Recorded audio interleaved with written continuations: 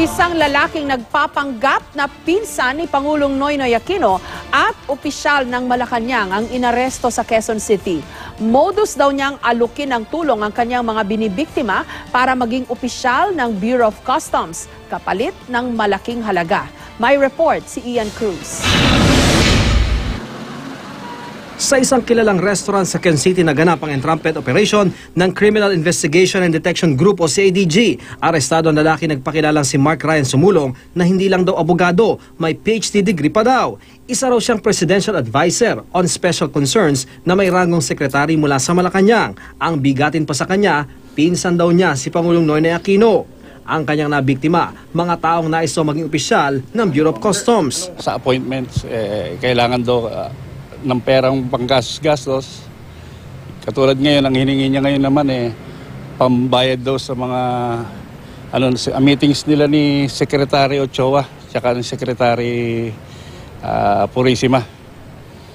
Magkano hinihingi dito? 100,000 yung hiningi niya. Pero magkano na nabigay niyo sa kanya? Siguro nasa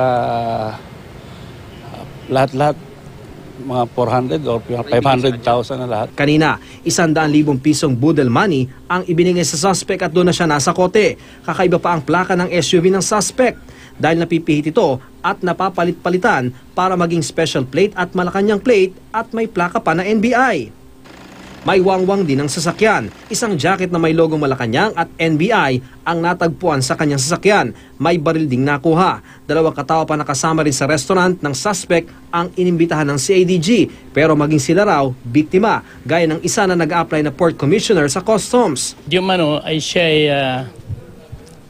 malapit sa Malacanang at kamag-anak daw siya ng Pangulo. Tulungan daw niya ako na mapirmahan. Ayun sa kanya sinabi.